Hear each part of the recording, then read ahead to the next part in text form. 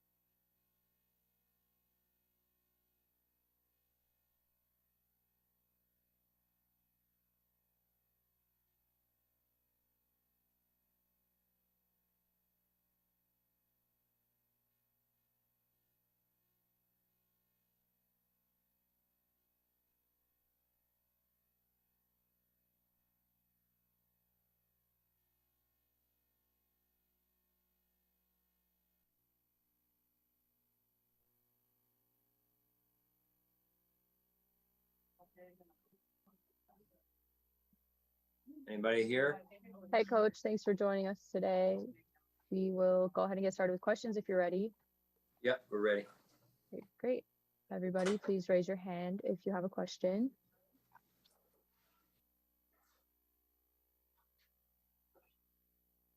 First question will be from Mookie.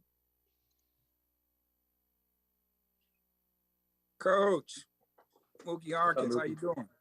Good, buddy. How are you? Can't hear you, Mookie. Sorry about that, Coach. There you go. Yeah. Coach, great You win want me to show yesterday. you how to use that? You want me to show you how to use that? Yeah, I got. Hey, you always coaching, right? Always coaching. But did you get any sleep last night? Yeah, a little bit on the plane, and then we came in here and got to work on the film. How refreshed were you just to see your 11 just peel their ears back and control the line of scrimmage last night? The D line? Yes, sir. Yeah, they did a great job. I thought both lines, the offensive line and the defensive line, both really did a great job controlling the line of scrimmage most of the game. Overall, what stood out to you the most in yesterday's victory? Well, I think it was our first game together as a team, and our first game together as a staff. Albeit we've had preseason games, it's not the same. And I was very impressed by the way the team hung together through the better part of 3 and 4 quarters, and played their best football and coached their best football when it mattered most, which was in that last quarter there. Coach. Appreciate your time. Sure. Hey, Coach. Andy Young here, Spectrum News. Any updates on Ed Oliver and what he's dealing with? Yeah, I can tell you he's sore today. I don't know anything more at this point, so we'll just continue to take it one day at a time here and go from there.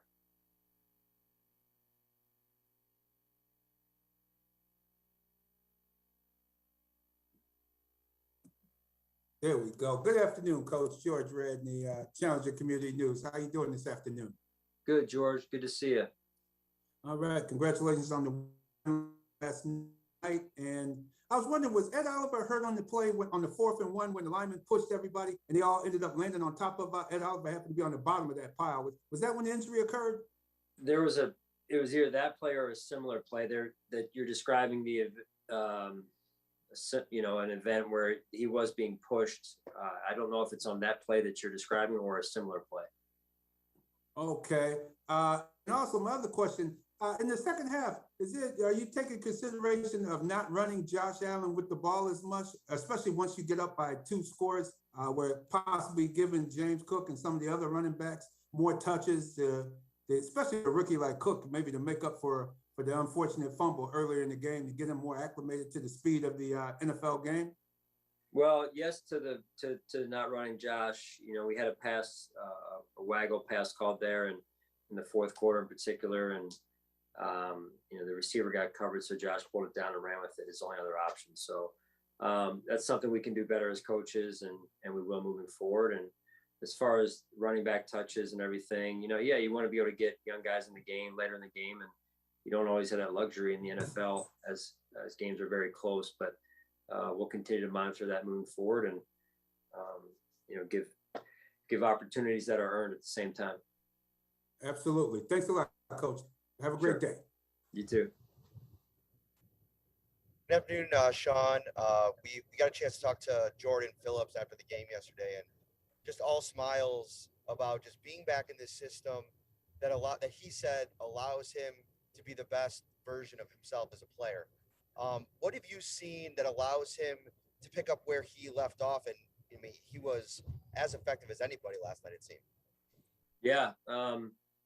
He just thrives in our environment. I think, it's a credit to him, credit to our staff, our culture, his teammates. I think all of that kind of factors into why he plays the way he does with us. And it was fun to watch last night. He brings a lot of energy to our team. He brings an edge to our football team as well, which is good. I know you talked a little bit about it last night, but is there any insight you can give us into, just what you saw from Christian Benford, not only the week of practice leading into the game, but, going back to OTAs and in training camp that gave you guys the confidence to give him the opportunity that you did give him last night? Well, he's very steady. If you track his history all the way back to the spring, and then even more so training camp till now, up to now, he's been steady. He's been consistent, which is a very good thing for all players, but in particular a rookie. And he just seems very poised, between the ears as well, in terms of nothing really rattles him, and he's big, he's strong, and he had a good camp. Thanks, Sean. Appreciate it. Sure. Hey, Sean, to kind of follow up on that, what did you see out of each of those rookie corners last night? And I know you guys have talked about mixing them up throughout the game, but was that the plan of, I think it was like 2 drives each and then switching for a bit? Did that meet what you guys were expecting?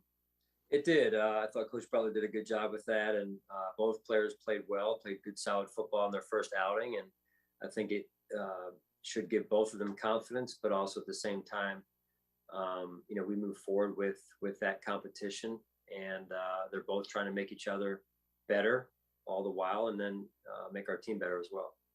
when you mentioned moving forward with that competition for, until you guys get Trey back, is it going to be kind of week to week on a starter, or do you guys want to have that solidified? No, I just think we'll see how it goes. Week to week probably is the best way to approach it right now, Catherine, or to describe it right now is, we're going to continue to evaluate it and see how everyone's playing and what maybe matchups there are in front of us each week. Thanks. Hey, Sean, during the off season and in the spring and summer, you talked about how that trio of young pass rushers of Greg and Boogie and AJ, how important it was for them to take that next step in their development. I know it's just one game, but they all had, one or multiple kind of splash plays there. Just how nice is that to see that's already kind of forming in week one? Yeah, good to see. I mean, obviously Vaughn had a big night and Jordan did as well, but good to see the other players that are on the younger end of our roster that way. Heather, as you mentioned, Greg, Boogie, AJ, all get involved. I thought all showed signs of improvement from a year ago in their last regular season game or real game. So when multiple people can get involved and share in the contribution, the energy, the edge to our defense, it really bodes well for that rotation. And I know you talked about it a little bit last night, but just, when you have a young player like James Cook who fumbles on his first NFL carry, is that something where do you kind of have to try to have maybe some conversations with him on the side, just sort of make sure that it doesn't kind of fester and, the mental side of that?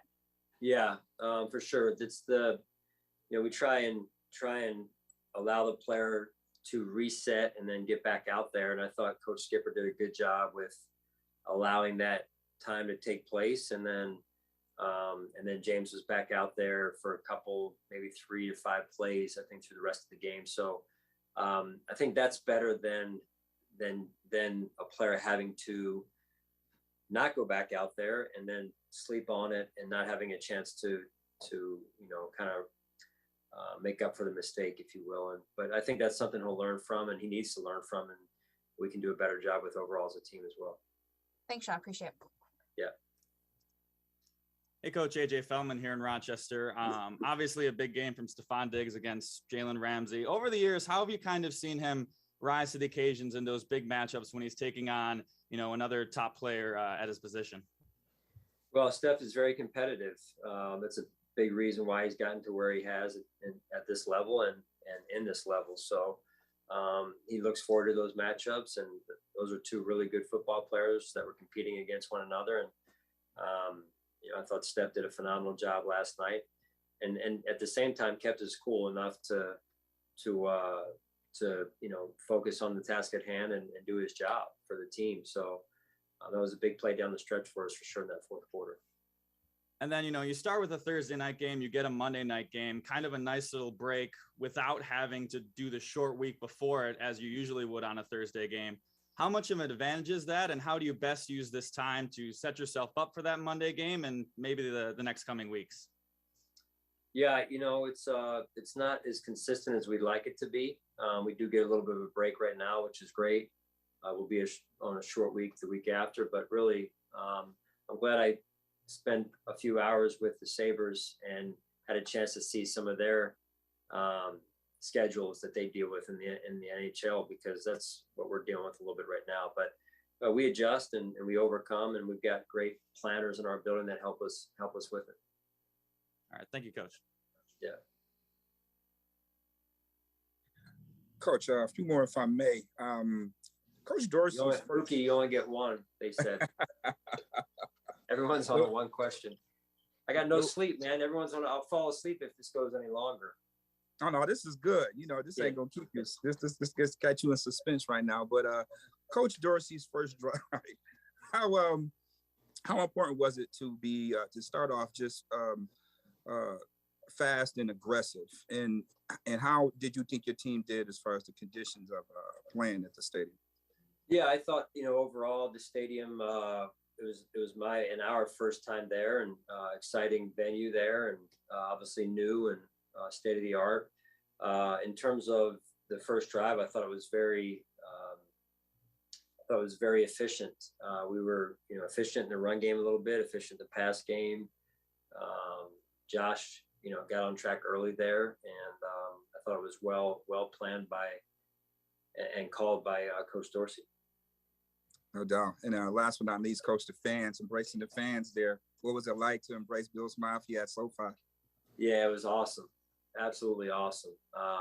To see our players, do this, trying to get the crowd into the situation, whether it be on defense or when the offense made a big play, or special teams for that matter. That's just so cool to be a part of when you're on the road and somebody else's place, in particular, the defending world champs there. So really appreciate Bill's Mafia showing up there like they did. No doubt, Coach. Enjoy the break. Back to work. You already know. That's right. Thanks, Cookie. Hey, Sean, Andy Young here again. Given all the talk throughout the offseason and the preseason about putting players in position of adversity, and then to see 3 turnovers in the first half, and even though the offense is kind of moving the ball and the defense played well, to have your team have those setbacks and then at the same time turn around and really turn it on in the second half, how satisfying was that? Yeah, I mean, we went in at halftime, and Andy, and we were, to a coach, all talking about, hey, we were shooting ourselves in our foot there, and didn't feel like they had really stopped us to that point. So I thought just that perspective, if you will, at halftime was good for the players to hear, and because the game was what it was at half, 10-10, right? So and then to come out, first kickoff, pin them inside the 15-yard line there, defense goes 3 and out, special teams comes back, fields a punt, gets us in good field position, offense scores. So good complementary football to come out to start the second half. And I think that's really what got our energy level back up, and we finished strong. That's all the questions we have for today. Thanks, Coach. All right, guys. Thank you, everyone.